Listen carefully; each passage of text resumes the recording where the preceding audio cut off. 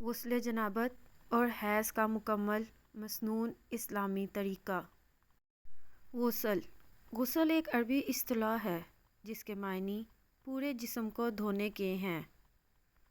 آپ جانتے ہیں غسل کے فرائض کتنے ہیں؟ غسل کے 3 فرائض ہیں۔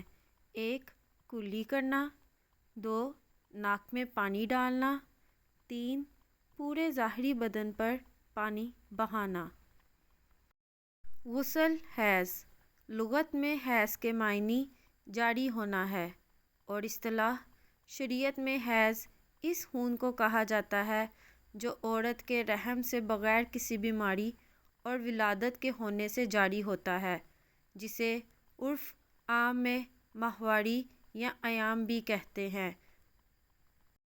غسل جنابت شرعی احکام کے تحت ناپاکی کے بعد نہانا غسل جنابت کہلاتا ہے۔ غسل جنابت ہم بستری یا رجوع کے بعد کیا جاتا ہے۔ غسل کا مکمل اسلامی طریقہ: پہلے دونوں ہاتھ دھوئے جائیں، پھر بائیں ہاتھ کے ساتھ اپنی شرمگاہ کو اچھی طرح دھونا چاہیے۔ بعد میں ہاتھ پاک مٹی یا صابن وغیرہ سے صاف کریں، پھر نماز کی طرح مکمل وضو کرنا چاہیے۔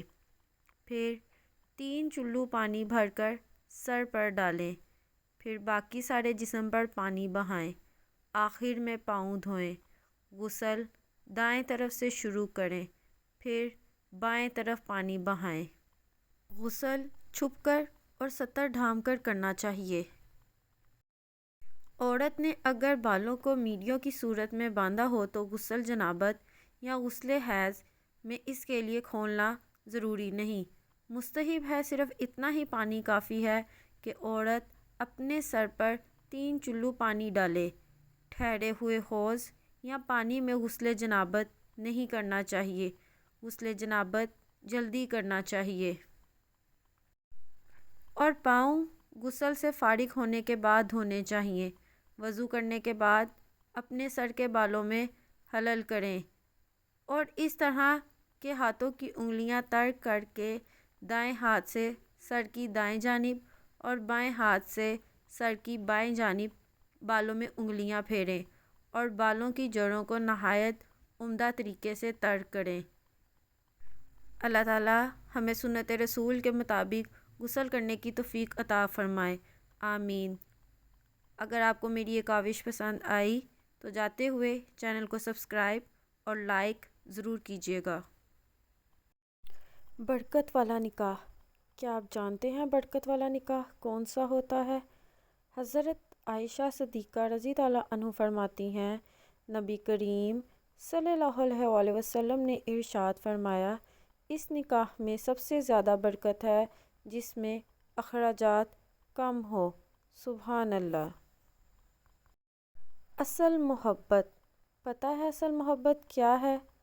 سردیوں میں گرم بستر چھوڑ کر رب کے حضور سجدہ کرنا۔ عورت کی دنیا۔ جب عورت کسی کے لیے روتی ہے تو وہ اس انسان کو سب سے زیادہ چاہتی ہے، مگر جب مرد کسی عورت کے لیے روتا ہے تو سمجھ جاؤ وہ عورت اس کے لیے دنیا ہے۔ کوئی انسان کتنا ہی گناہ گار کیوں نہ ہو، اللہ اس کے لیے دعا کا وسیلہ، توبہ کا راستہ اور رزق کا دروازہ کبھی بند نہیں کرتا۔ سبحان اللہ۔ لیکن آج کل ہم لوگ ایک دوسرے کے پاس زیادہ رزق دیکھ کے حسد کرتے ہیں، اور حسد ایسے ہے کہ جیسے نیکیوں کو کھا جاتی ہے، جس طرح آگ خشک لکڑی کو۔